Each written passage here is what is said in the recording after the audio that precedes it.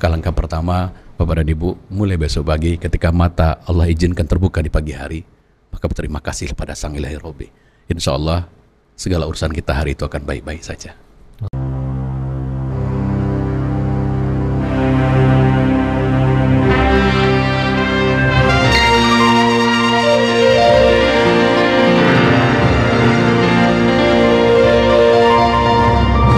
Mau tanya orang awak, disiko tampeknya. Assalamualaikum warahmatullahi wabarakatuh. Nusan asadonyo, basu balik kita di acara kesayang kita di Tampek Mauta TVRI Sumatera Barat. Mau tanya orang awak, disiko tampeknya.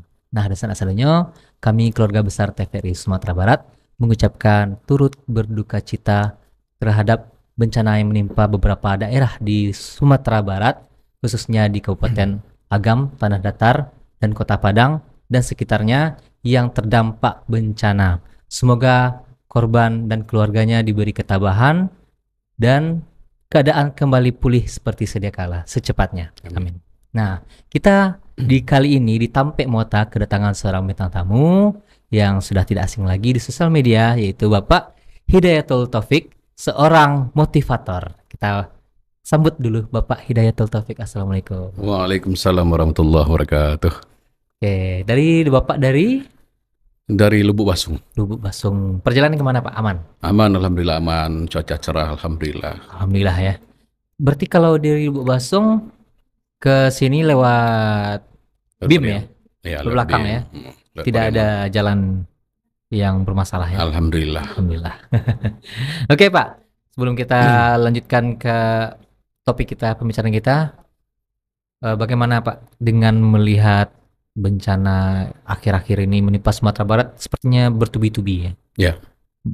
Ya baik Bung Des, pertama kita dari lubuk hati terdalam ya mengucapkan berbelasungkawa yang sedalam-dalamnya, disertai doa yang tulus.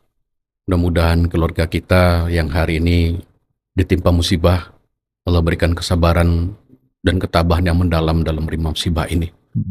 Mudah-mudahan kita bermohon pada Allah, Allah berikan kita kekuatan hati dan jiwa masyarakat kita yang terdampak musibah, dan mudah-mudahan juga segera pulih kembali insya Allah. Dan kita bermohon pada Allah Subhanahu Wa Taala agar Allah anugerahkan keselamatan dan keberkahan buat Sumatera Barat. Amin. Oke, ada enggak misalnya keluarga atau kenalan yang kebetulan terdampak dengan bencana dua hari kalau langsung nggak ada ya. Yang jelas kita merasa bahwa mereka yang terdampak bencana adalah keluarga kita. Betul sekali. Ya, dan apa yang mereka rasakan sejatinya juga kita merasakan. Maka kita juga berterima kasih ini, pertama kepada kepala daerah, kemudian Pak Gubernur yang alhamdulillah cepat tanggap dan hadir di tengah-tengah mencari jawaban, mencari solusi lah atas musibah yang menimpa. Betul sekali Pak. Nah, bencana akhir-akhir ini memang seperti bertubi-tubi, belum lagi dari sejak bulan Desember ya. Dari awal Gunung Merapi erupsi, lalu ada beberapa bencana longsor, banjir bandang. Ada di 50 kota dulu pernah juga banjir juga, yang tempat-tempat yang biasanya tidak diduga. Betul sekali. Bahkan kayak kemarin di Tanah Datar pun, daerah-daerah yang dampak banjir bandang pun, bahkan daerah-daerah yang emang biasa terjadi bencana, itu daerah-daerah yang di luar dugaan. Iya benar. Jadi kita tidak tahu ya kapan bencana itu akan Allah datangkan gitu loh. Yang jelas sebagai hamba yang beriman dan yakin akan hari pembalasan, tentunya fenomena hari ini yang Allah hadirkan di hadapan kita, pemandangan bencana ini kita berharap tentu menjadi ibrah, menjadi pelajaran berharga bagi kita, bahwa Allah itu berbuat sekehendaknya. Innallaha kulli syai'in qadir. Dan tidak ada jalan lain kecuali yang pertama kita mengambil pelajaran dari sana, kemudian yang kedua bisa jadi ini cara Allah mengingatkan kita agar semakin baik kualitas ibadah kita, kualitas ketaatan dan kepatuhan kita pada Rabb kita. Betul Saya kira sekali. seperti itu, Bung. Sebagai bencana ini kita ambil hikmahnya bagi kita untuk introspeksi diri juga, Insya Allah. sebagai pengingat Iya. bahwa ternyata bencana itu tidak bisa terduga, nggak bisa Iya. diduga-duga. Bahkan yang seperti tadi yang Lisbi bilang, di tempat-tempat yang tak terduga pun bisa terjadi. Iya. Dan kita nggak tahu nih kapan bencana itu akan datang. Bahkan sudah diprediksi ini itu oleh BMKG pun, bahkan di tempat lain kejadiannya. Iya, benar. Yang misalnya tidak bisa dipetakan kepastiannya. Iya. Oke, Pak, kita lanjut ke topik pembicaraan kita sesuai dengan namanya, Pak Taufik. Hidayatul Taufik. Bukan topik ya. Bukan topik. Ini Taufik. Bapak Hidayatul Taufik ini, kalau teman-teman di sosial media Instagram maupun TikTok itu biasa scrolling, ada melihat motivator, ini sering FYP ini Bapak, dan masih terus FYP. Ini Masya Allah. kenapa ya bisa ya? Saya mau meniru ini. Iya, ya Masya Allah ya. Kalau bicara tentang FYP, barangkali ada dua mungkin ya. Yang pertama adalah istiqomahnya kita untuk melakukan postingan-postingan. Yang kemudian yang kedua mungkin pada substansinya, bahwa apa yang kita sampaikan pada netizen sejatinya sebetulnya saya sedang menasihati diri saya sendiri. Jadi apa yang saya sampaikan berupaya menyampaikan itu dari hati dan berharap juga diterima oleh hati. Jadi ada keistiqomahan di sana, artinya kita nggak ngeposting sekali seminggu gitu kan, tapi setiap hari. Setiap hari. Okay. One day one posting. One day one posting. Itu sesuatu hal yang bisa dibilang berat oleh semua konten kreator pada masa. Siap. Betul. Yeah. Oleh konten kreator yang sudah namanya cukup tenar pun untuk bikin one day one posting itu emang cukup berat. Apalagi konten yang memuat isi motivasi. Motivasi itu kan kalau seseorang yang tidak terbiasa dengan kata-kata motivasi itu sangat effort banget bikin. Benar. Bisa dibilang ada quote-nya, yeah. Bisa dibilang banyak nih referensi dari para ahli kah atau para filsuf kah atau dari petikan dari para ulama, hadis atau Al-Qur'an ya kan. Itu kan butuh referensi yang sangat banyak. Atau seorang Bapak Hidayatul Taufik ini seorang pembaca edik atau gimana ya? Pembaca pasti ya. Kita memang kalau membaca itu kayaknya udah jadi hobi lah. Makanya di rumah itu saya punya pustaka sendiri malah. Serius? Ya meskipun mungkin secara kuantitas belum seperti pustaka kebanyakan ya. Betul. Yang jelas kita suka mengkoleksi buku. Dan ya alhamdulillah ketika kita berhadapan dengan apa yang menjadi katakanlah sesuatu yang berat bagi konten kreator ya. One day one posting itu. Tapi saya kira balik lagi ke niat kita. Kalau memang niat kita untuk menyeru kebaikan, ternyata Allah berikan kemudahan. Contoh, saya justru bisa live setiap pagi, ba'da subuh itu pulang dari masjid, nyampe di rumah itu jam 5:30 kurang 10 menit loading untuk menyiapkan alat-alat, jam 5:30 saya live di TikTok, kemudian sampai 6:30, 1 jam, dan itu saya lakukan setiap hari. Itu yang pertama. Kemudian yang kedua, untuk membuat video itu juga waktunya bisa pada saat itu.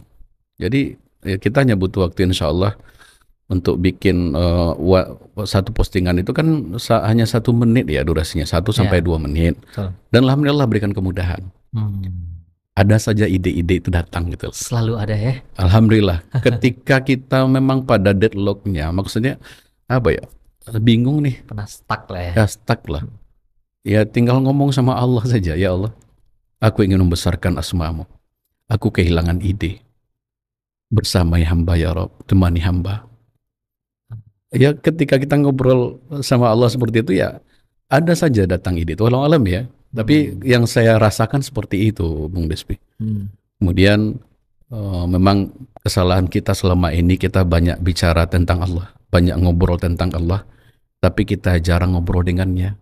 Banyak bicara tentangnya, betul, tapi jarang ngobrol dengannya, gitu kan beda. Betul. Ya kalau yang saya pakai ya seperti itu, Bung. Kalau lagi stuck, lagi apa namanya, lagi Kehabisan bingung lah ide ya. ya, nggak bisa ide, yang ngomong aja sama Allah. Ya Allah, saya bikin postingan bukan untuk disanjung puja manusia. Cukup uh, ridhomu saja yang hamba harapkan. Hamba sedang membesarkan namamu.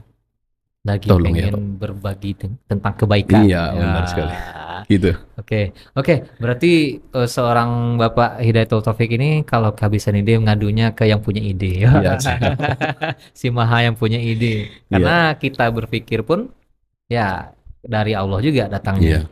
Dan ide-ide apalagi tentang gini Pak, sebenarnya saya ada beberapa pertanyaan mengenai tentang kebaikan ini.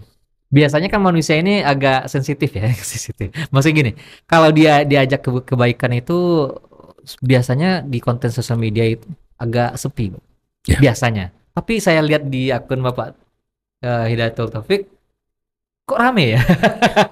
Ternyata masih banyak loh orang yang masih pengen mendengarkan kebaikan. Iya. Walau-alam ya. Yang jelas, guru saya pernah berpesan bahwa kecenderungan setiap hati itu pada kebaikan sebetulnya. Betul. Jadi sejahat apapun penjahat, tetap di hatinya ada kerinduan untuk melakukan kebaikan. Jadi maka konten-konten yang kita bikin itu memang niatnya yang pertama menyuruh kebaikan, kemudian menginspirasi sebanyak-banyak orang agar jangan pernah lupa inna ila rabbika ruj'ah, bahwa kepadakulah tempatmu kembali, kata Allah. Berupaya mengingatkan diri, seraya mengingatkan diri kita juga lah, menasihati diri kita sebetulnya, agar apapun pencapaian kita hari ini, apapun status sosial kita hari ini, seperti apapun kayanya kita, seperti apapun populernya kita di mata manusia, ingat, inna ila rabbika ruj'ah, kepada Allah lah tempat kita kembali. Oh, Kira-kira seperti itu. Itu kalau Bapak Hidayatul Taufik, ternyata kalau ngomong langsung keren juga ya. Saya pikir Biasa Pak, aja. konten-konten Bapak itu sudah dikonsep dulu. Kalau misalnya konten-konten kata lain ada yang bikin story judul, storyline. Ini bagian hooknya nih, ini bagian isinya, ini bagian call to action lah istilahnya, Iya, ajakan iya, segala iya. macamnya. Tapi ternyata kalau ngobrol langsung ternyata langsung keluar. Tapi kalau teman-teman yang penasaran juga nih, yang kalau misalnya Bapak Hidayat tampil di media sosial, kita juga sudah punya nih rangkumannya. Wah, Masya Allah. kita putarkan video berikut ini. Paling tahu apa yang tersembunyi di balik hatimu saat ini? Siapa yang paling tahu perkara apa yang sedang kamu pikirkan dalam diammu? Siapa yang paling tahu arti tatapanmu yang kosong? Siapa yang paling tahu hal yang mengganggu pikiranmu pada pagi dan petang, pada siang dan malam? Siapa kawan-kawan? Pasangan? Anak? Orang tua? Sahabat? Bukan kawan-kawan, bukan. Allah lah yang paling tahu segala hal tentang hidup Anda. Lalu mengapa Anda khawatir? Sementara Allah adalah sebaik-baik perencana, dan Allah jugalah yang menetapkan takdir terbaik dalam hidup kita. Dan hanya Allah yang bisa menyelesaikan semua masalah kita. Jangan lagi berharap dan bergantung pada manusia. Karena bergantung pada manusia adalah patah hati yang disengaja. Sudahlah, hapuslah air matamu. Anda tidak sendiri. Ada Allah yang akan selalu menemani. Banyak masalah dalam hidup kita, bukan karena Allah murka, tapi karena Allah kangen dan rindu dengan hambanya, yang mungkin sudah jarang menyapanya.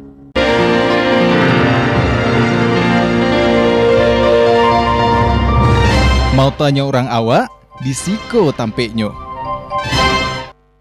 Oke, itu tandanya Allah rindu ya Pak ya. Tandanya Allah rindu sebagai pengingat. Ya. Pengingat supaya ada yang lupa nih. Allah sudah berikan kebaikan, kitanya lupa. Tapi kalau kita tertimpa musibah baru ingat Allah. Ya, Ya. Pak.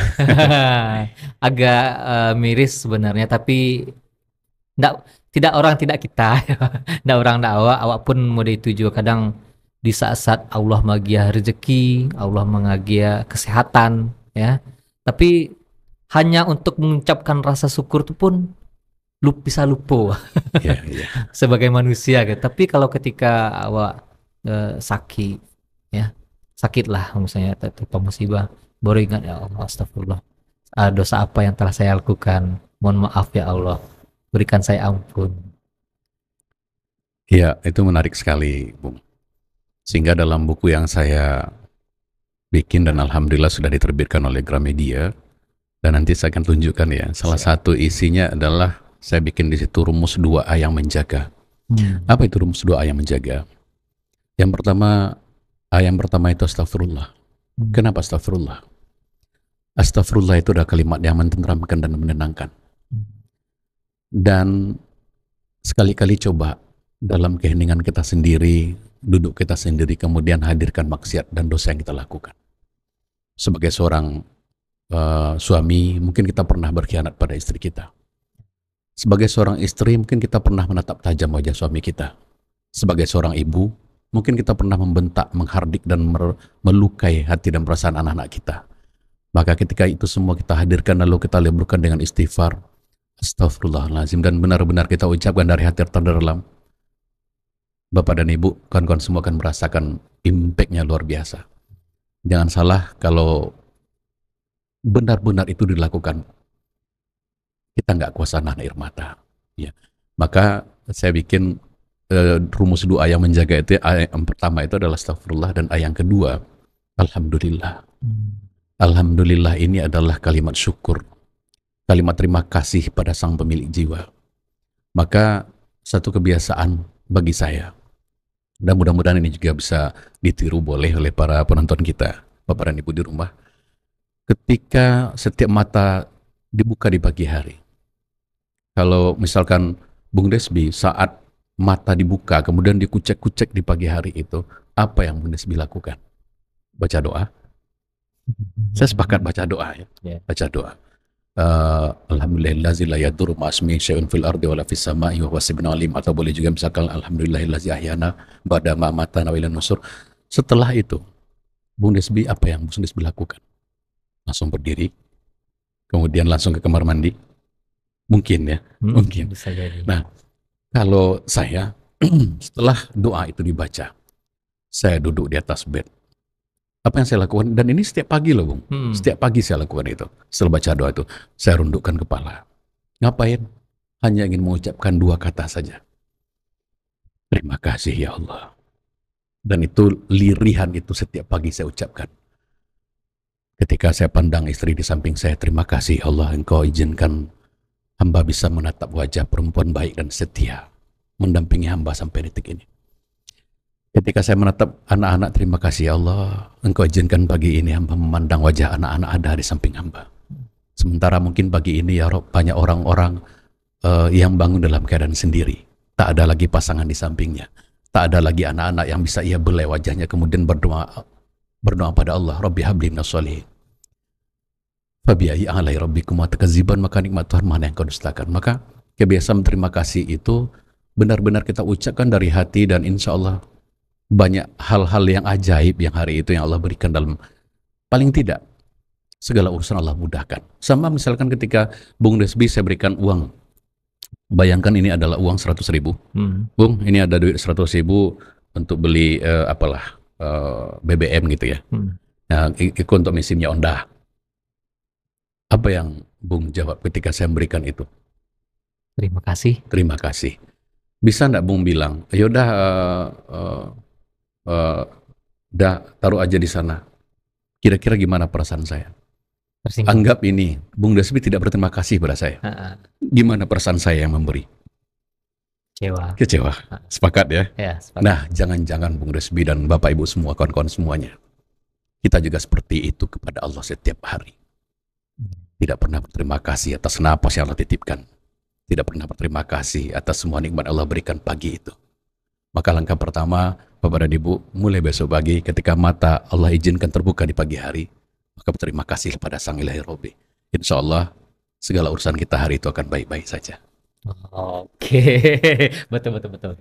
Karena satu kata atau satu frasa yang singkat tapi sangat dalam, Masya Allah. yaitu, tapi berat ya diucapkan ya, berat diucapkan, bahkan jangankan kepada Tuhan ya, kepada sesama manusia sendiri, bahkan untuk diberi kita lupa mengucapkan terima kasih.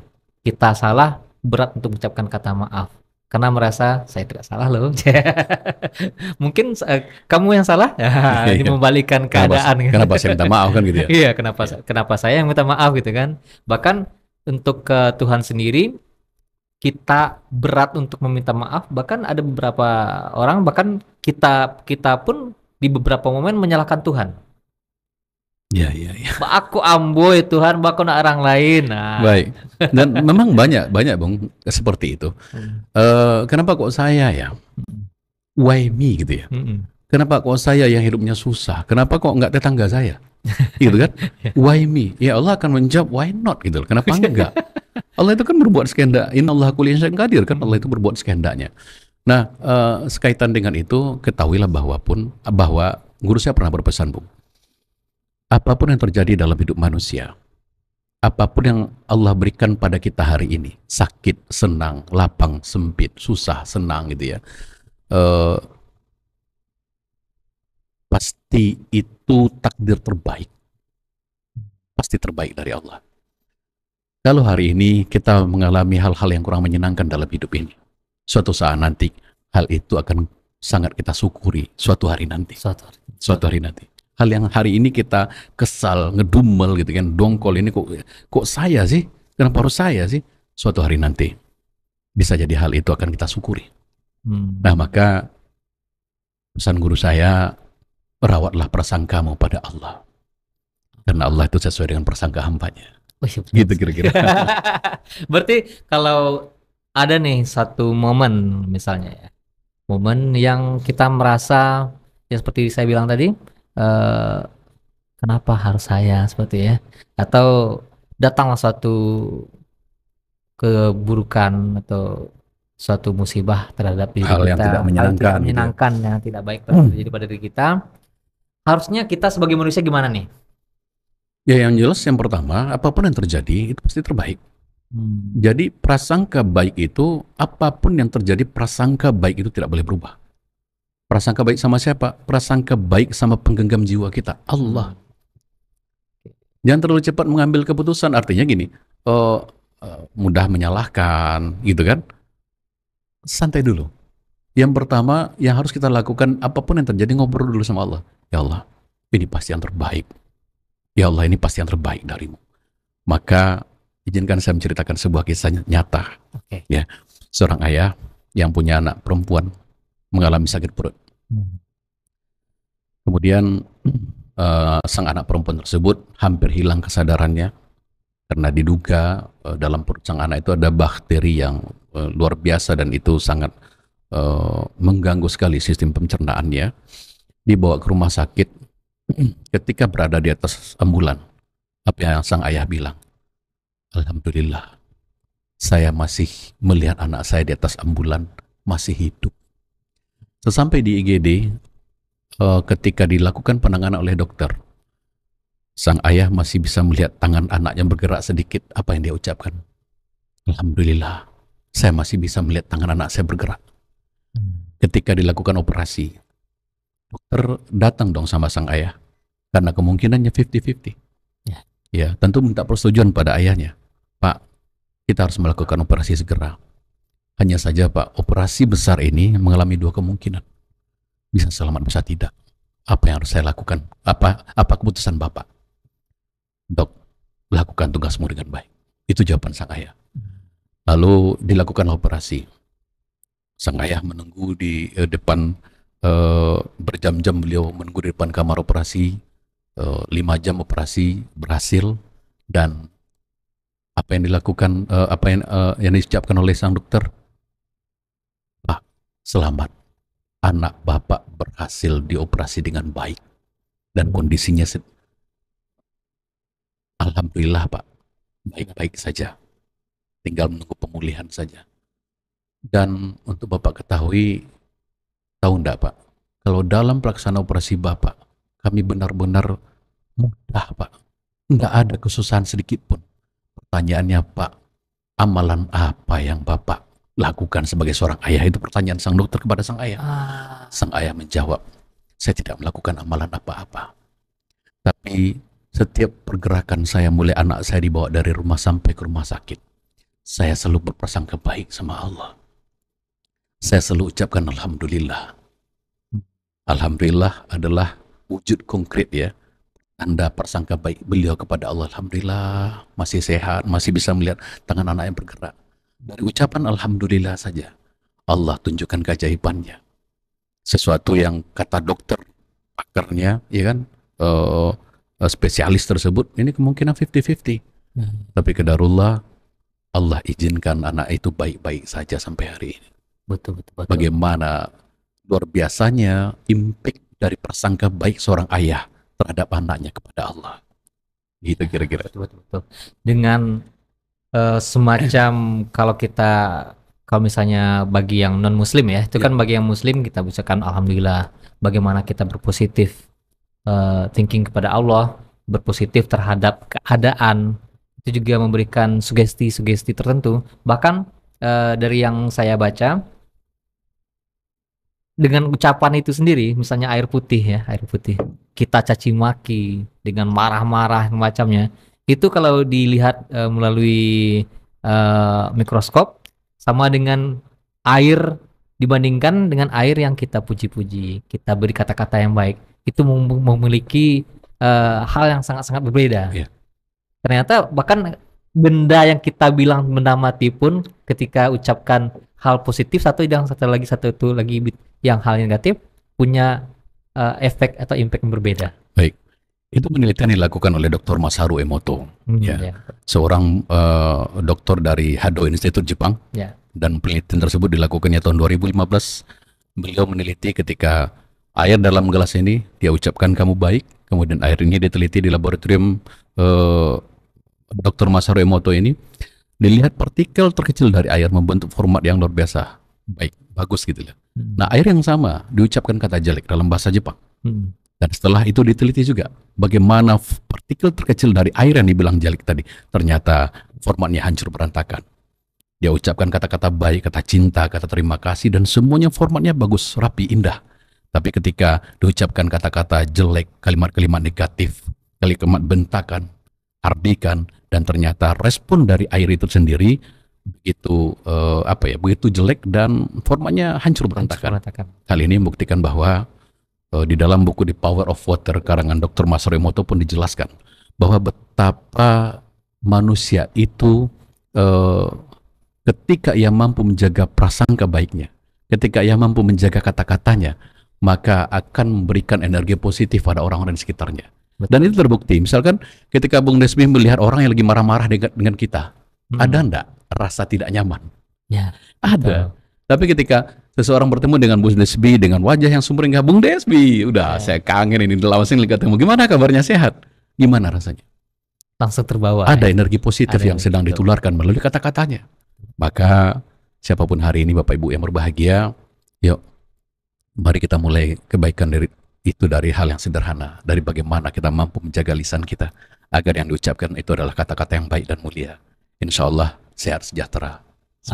Oke, keren. Bagaimana kita menjaga lisan, baik itu terhadap manusia, kita kepada Allah, persangka kita kepada Allah, bahkan ke benda mati pun yang kita anggap emang benda mati, ternyata mempunyai respon yang sama dengan apa yang kita lakukan, feedback yang sama. Kita positif, dia positif, kita negatif, kita negatif. Oke, dan sadonyo itu bincang-bincang kita sama Pak Taufik, tapi jangan kama-kama dulu. Kita akan lanjutkan pembicaraan kita sama Pak Ida Taufik, tapi setelah pesan-pesan berikut ini. Jangan kemana-mana.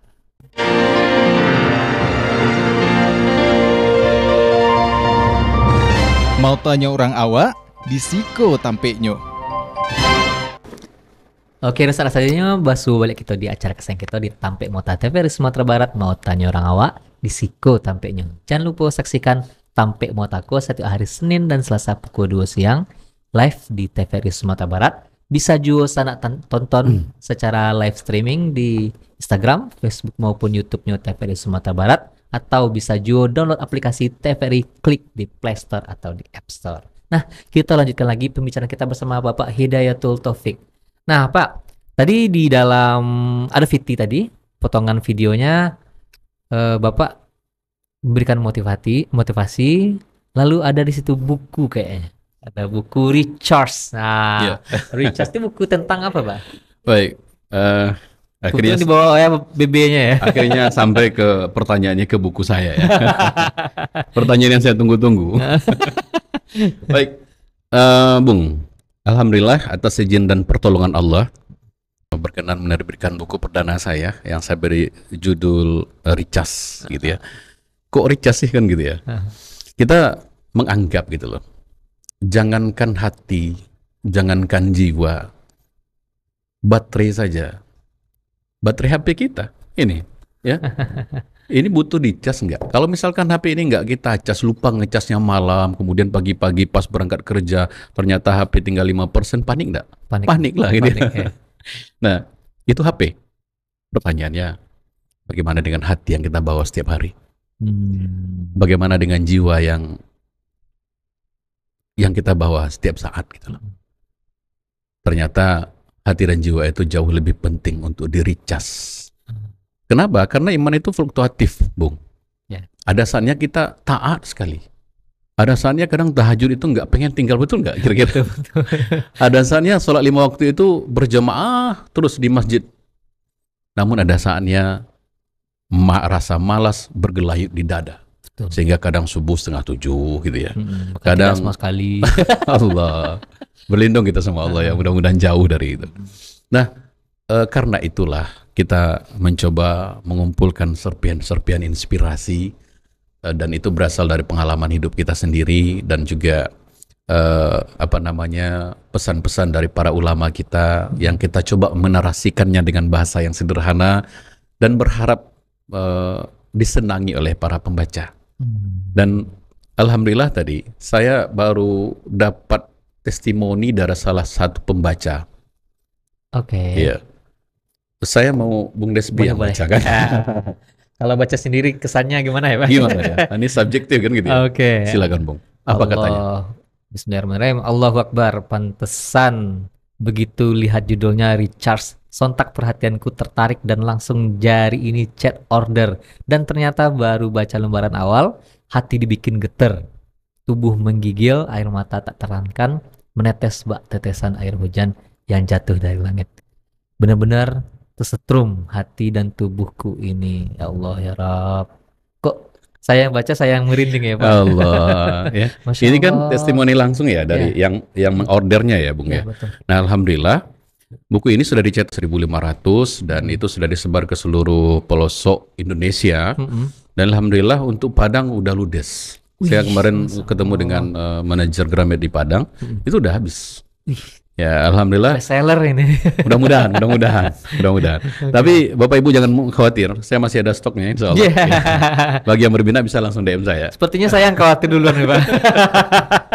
Nah, jadi terkait dengan buku ini Bung, terdiri dari 4 bab.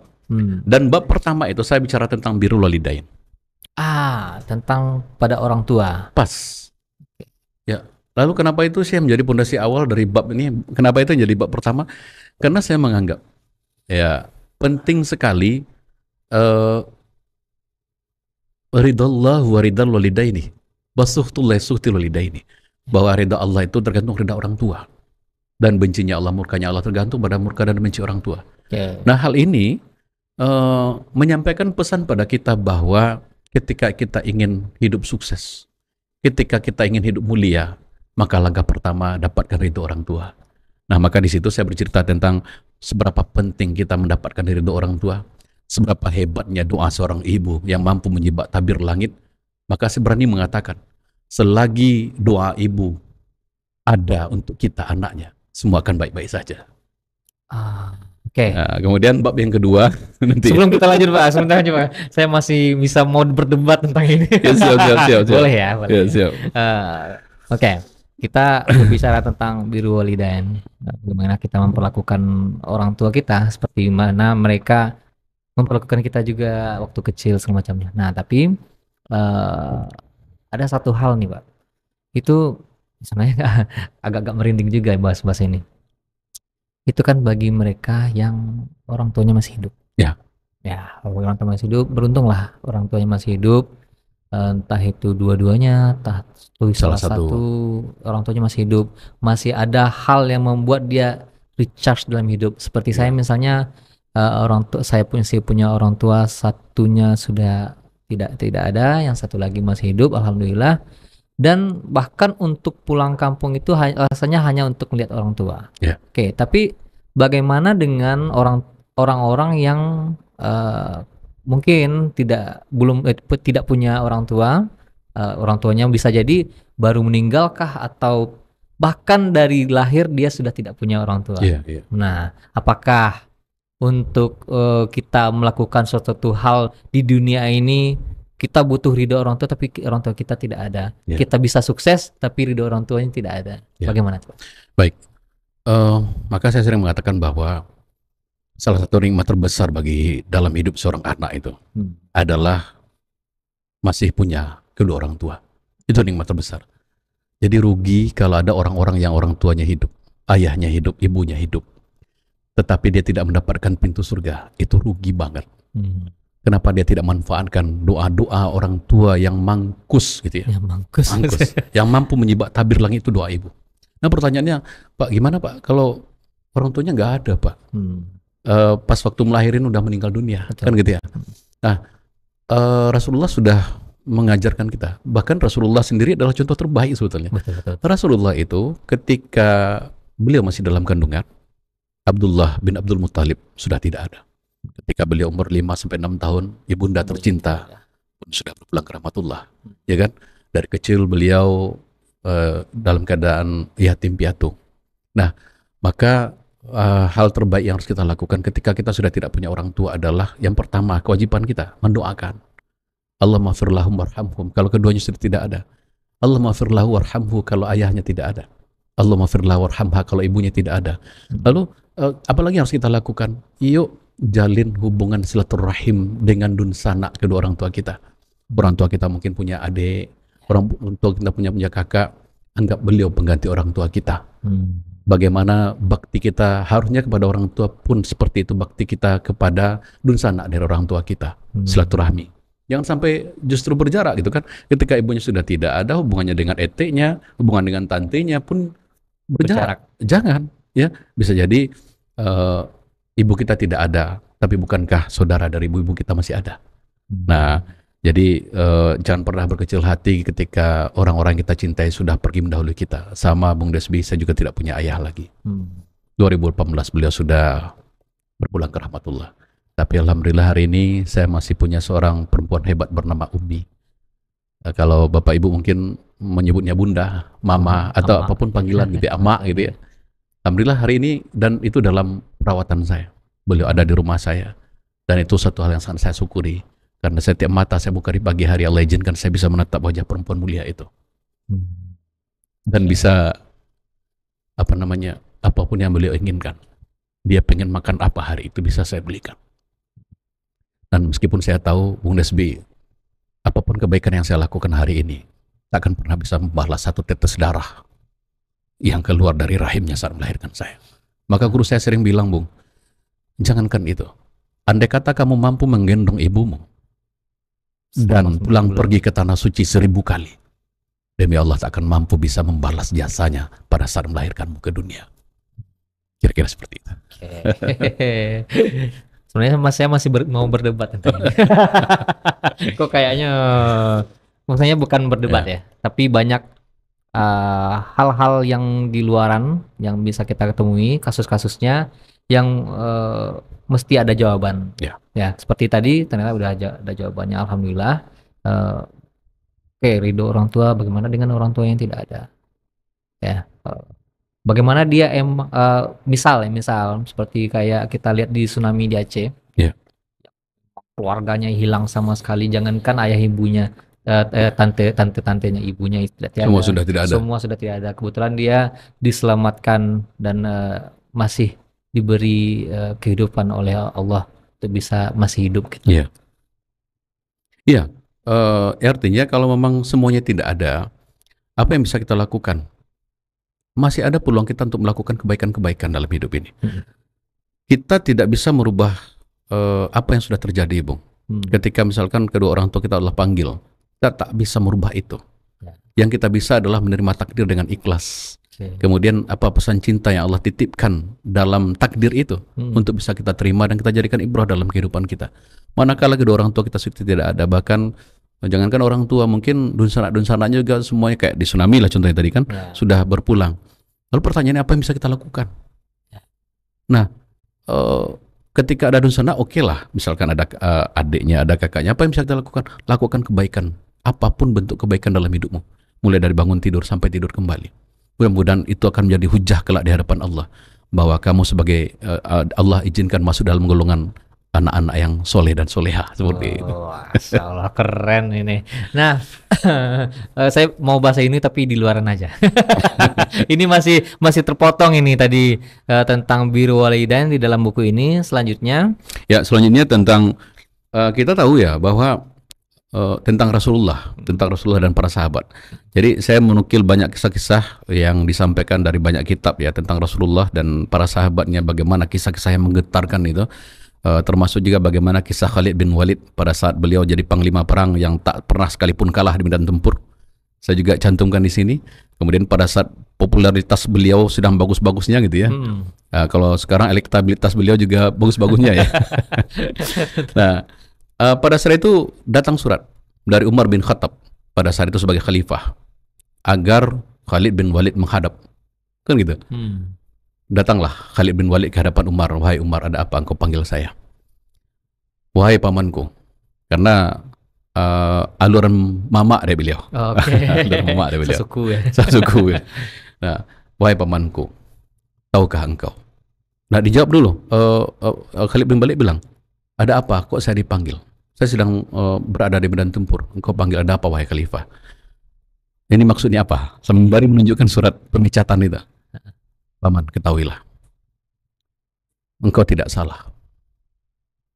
Dan kehebatanmu di medan tempur tak diragukan. Gitu kan? Dan tak satu pun peperangan yang engkau pimpin, wahai paman, kalah. Selalu menang. Dan paman, ketahuilah, saya khawatir hatimu dihinggapi rasa sombong. Maka dari itu saya, karena saya sangat menyayangimu, paman, dan pengen kelak bertemu denganmu di surganya Allah, maka engkau aku pecat. Apa jawabannya? Sambil tubuhnya bergetar, dia peluk Umar bin Khattab, lalu dia ucapkan, dia bisikkan ke telinga Umar bin Khattab, terima kasih wahai khalifah, terima kasih engkau sudah menyelamatkanku. Lalu apa yang kemudian terjadi? Wahai khalifah, izinkan aku kembali ke medan tempur. Berada di medan tempur, dia tidak lagi berperan sebagai panglima perang, tapi prajurit biasa. Bayangkan, non-job kan gitu ya. Freelance. Dan prajuritnya bertanya, wahai Khalid bin Walid, kau kan kau kan sudah dipecat jadi panglima, kenapa masih mau berperang sebagai prajurit biasa? Apa jawabannya? Saya berperang bukan karena Umar, saya berperang karena Allah. Seperti itu jawaban. Jadi kisah-kisah seperti itu, Bung, saya pengen generasi muda kita mengetahuinya. Betul. Ya, supaya timbul semangat juang di hatinya, supaya timbul semangat untuk membela agama ini. Kira-kira seperti itu. Itu di bab yang kedua ya, tentang Rasul dan para sahabatnya. Kemudian di bab yang ketiga itu saya bicara tentang kisah-kisah menggugah. Kisah-kisah menggugah, termasuk kisah-kisah yang saya alami. Bagaimana pertama kali saya memegang dinding Ka'bah gitu ya. Ya bergetar tubuh ini gitu loh. Kalau saya menceritakan itu tuh merinding rasanya. Karena ketika pertama kali memegang dinding Ka'bah itu nggak kuasa nahan air mata, nangis, Bung. Ya Allah, ini hambamu datang ke rumahmu, hamba yang penuh dosa dan maksiat, berdoa di depan Ka'bah itu, ampuni hamba ya Rabb. Tidak ada yang hamba inginkan kecuali Engkau ampunkan dosa-dosa hamba. Pada saat itu sujud di depan Ka'bah, merasa didekat, pengen lama-lama di sana. Masya Allah, itu kira-kira. Jadi banyak juga kisah-kisah yang lainnya, tentu Bapak Ibu penasaran bukan? Ya. Apakah hanya saya saja? Sepertinya ini akan menjadi salah satu sebuah, kan kalau bisa dibilang ini debut bukunya Pak Hidayatul ya, betul ya? Ya, tapi kayaknya akan berpotensi jadi bestseller ini. Masya Allah. Teman-teman harus dapatkan sebelum jadi bestseller. Wah, bagian dari bestsellernya. Nah, buku ini bisa di Gramedia ya, bisa lihat. Boleh dipegang ya Pak ya? Boleh. Oke. Oh, nah ini sepertinya ada sebuah tagline ini ya, recharge, mengisi jiwa untuk bahagia. Berarti intinya untuk bahagia nih ya Pak ya? Iya. Apa sih yang banyak orang cari dalam hidup ini, Bung? Ketika misalkan kita bertanya pada si A, si B, dan si C yang kita temui misalkan di luar sana, apa sih sebenarnya yang kau cari dalam hidup ini? Maka kita meyakini bahwa mereka akan menjawab bahwa saya ingin bahagia. Nah, banyak orang hari ini pergi pagi pulang malam, nggak penting hujan dan panas gitu kan.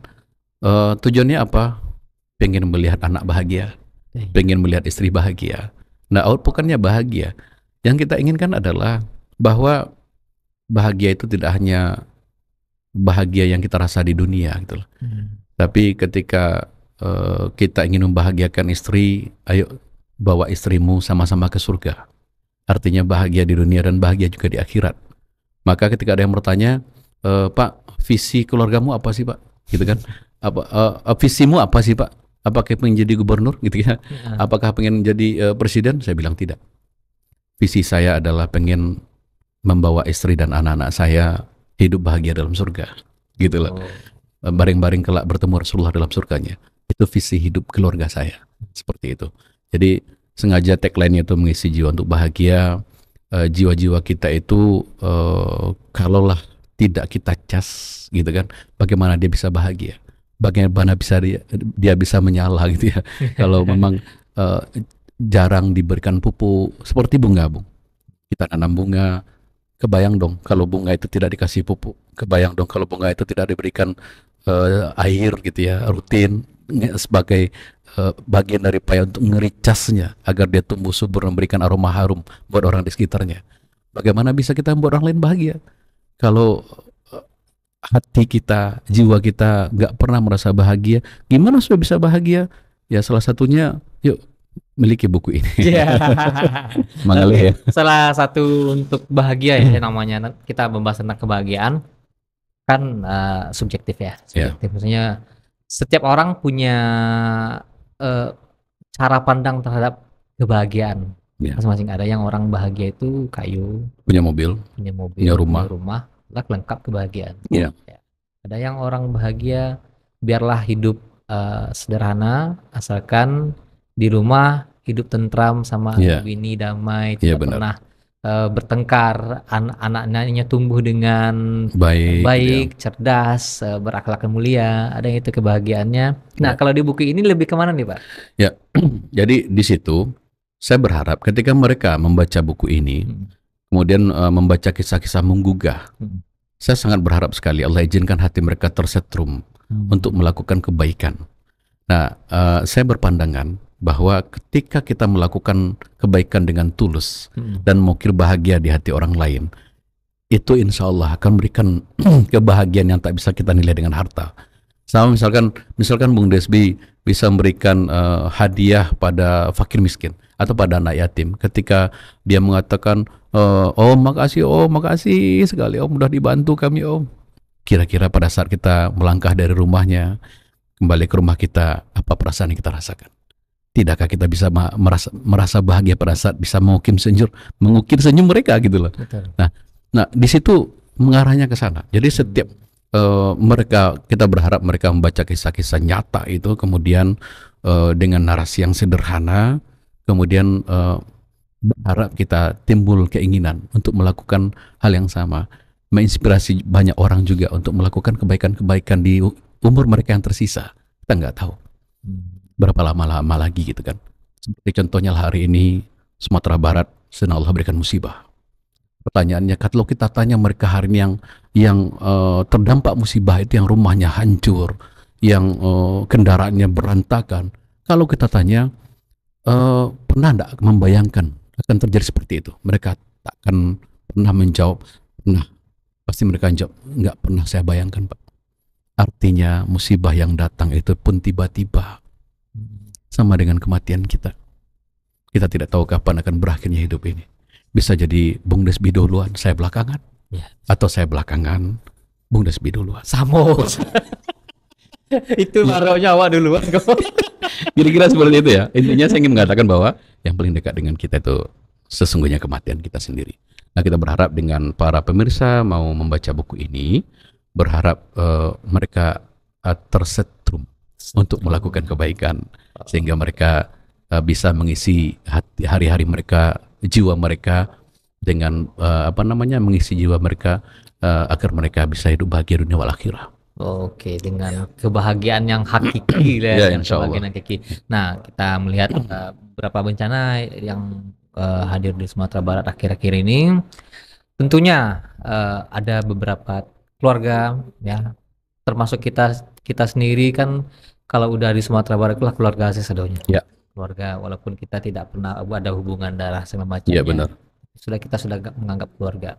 Dan ada istilahnya kalau untuk di bencana ini trauma healing deh. Iya, Trauma iya. healing, bagaimana trauma-trauma itu bisa terobati entah itu dengan berbagai cara. Mungkin setiap orang punya caranya sendiri, Iya. dan mungkin ada beberapa lembaga yang emang khusus untuk trauma healing dan Iya, segala macam, benar. untuk mengembalikan nih bagaimana ini tidak oke, kita jadi korban, mungkin kalau bisa dengan Secara psikologis ya, secara tidak berdampak psikologis, jelek. Ya. ya, tidak berdampak berlarut-larut terhadap psikologi tentunya ya. Ya. Nah, saya pengen nih sebagai trauma healing sebelum kita tutup, Bapak memberikan motivasi atau sedikit doa, Ya. boleh? Boleh ya, kita Bapak dan Ibu dimanapun berada, terutama yang hari ini sedang Allah uji dengan musibah banjir bandang, umumnya di Sumatera Barat ya, khususnya di Agam, kemudian tanah datar gitu kan, kemudian juga beberapa tempat yang lainnya di Sumatera Barat. Saya mengajak kita semua yang barangkali menyaksikan live kami pada hari ini, pada sore hari ini, boleh ya kita sama-sama rundukkan kepala kita. Kita menghibah pada Zat Sang Maha Penggenggam jiwa kita, Allah Subhanahu wa Ta'ala, yang demi Allah hari ini sedang ditatap. Semua kita sedang ditatap Allah, sedang disaksikan oleh Allah Subhanahu wa Ta'ala. Maka izinkan saya memimpin doa Bung Desbi, dan Bapak Ibu yang menyaksikan live ini, yuk sama-sama kita tadahkan tangan kita. Kita menghibah pada Allah Subhanahu wa Ta'ala, khusus bagi saudara-saudara kita yang hari ini terdampak bencana. Mari kita awali dengan istighfar Bapak Ibu semuanya, sembari menghadirkan dua rasa. Rasa hina di hadapan Allah dan rasa butuh dengan pertolongan Allah. Sembari kita iringi dengan bacaan istighfar. Boleh Bapak Ibu semua rundukkan kepalanya, kita berdoa pada Allah Subhanahu wa Ta'ala. Astaghfirullahaladzim, allazi la ilaha illa huwal hayyul qayyum wa atubu ilaih. Astaghfirullahaladzim, allazi la ilaha illa huwal hayyul qayyum wa atubu ilaih. Na'udzubillahi samina alim minasyaitonir rajim. Bismillahirrahmanirrahim. Alhamdulillahirabbil alamin. Wal aqibatu lil muttaqin. Wassalatu wassalamu ala asrafil anbiya wal mursalin wa ala alihi washabbi rasulillahi ajmain. Allahumma rabb, ya Rabbana, doa yang maha melihat, doa yang maha menatap, doa yang maha menyaksikan. Hari ini kami warga Sumatera Barat berhimpun menadahkan tangan mohon padamu ya Rabbi. Wahai Sang Maha Penyayang, lindungilah masyarakat kami dari segala mara bencana ya Rabbi. Sekiranya bencana ini karena dosa dan maksiat kami padamu, ampuni kami ya Rabbi. Engkau Maha Pengampun, Engkau Maha Penyayang, ya Ghafurur Rahim. Ya Allah, kami mohon padamu, berikan kekuatan hati dan jiwa bagi saudara-saudara kami yang hari ini sedang terdampak bencana. Kuatkan hati dan jiwa mereka ya Rabbi untuk menerima takdir-Mu ini. Jadikan peristiwa ini ya Rabbi, takdir ini ya Rabbi, sebagai pelajaran berharga bagi kami, agar kami semakin dekat dengan-Mu ya Rabbi. Maafin kalau selama ini kami jauh dari-Mu ya Rabbi. Ampuni kalau selama ini banyak lalai kami padamu ya Rabbi. Ampuni kalau banyak dosa dan maksiat yang kami lakukan padamu selama ini ya Rabbi. Allah, bantu kami ya Rabbi untuk memulihkan kondisi ini. Bimbing hati-hati kami ya Rabb agar semakin dekat denganmu, agar menjadikan bencana alam ini sebagai pelajaran berharga dalam hidup kami. Allah, bersamai kami ya Rabbi, jangan Kau tinggalkan kami. Pada siapa lagi kami harus memohon dan meminta kalau Engkau sudah tinggalkan kami? Allah, maafin kami ya Rabbi. Allahumma Rabbana, akhirnya padamu ya Rabb kami bermohon, kabulkan doa dan permohonan kami ya Rabbana. Walhamdulillahi Rabbil Alamin. Semoga para korban dan yang terdampak ya bisa diberi ketabahan, trauma healing lah ya, bisa memulihkan trauma psikologisnya dengan cepat, dan semoga tidak ada lagi bencana di Sumatera Barat ini, pemulihannya juga cepat, dan teman-teman semuanya kita telah sampai di saat akhir ya Pak ya. Ya, Nah, terima kasih sudah datang ke podcast Tampe Mota. Sama-sama, Bu. Semoga semakin sukses. Amin. Dengan bukunya, dengan motivasinya tetap di media sosial. Amin, Ya, Pak, amin, ya. Sehat insyaallah. selalu Pak. Ya. Oke, udah sana-sananya demikianlah bincang-bincang kita bersama Bapak Hidayatul Taufik. Semoga banyak hal positif yang bisa kita petik dari pembicaraan kita yang hanya 1 jam itu. Amboris Bisgari dan kru yang bertugas mohon undur diri. Assalamualaikum warahmatullahi wabarakatuh. Waalaikumsalam warahmatullahi wabarakatuh.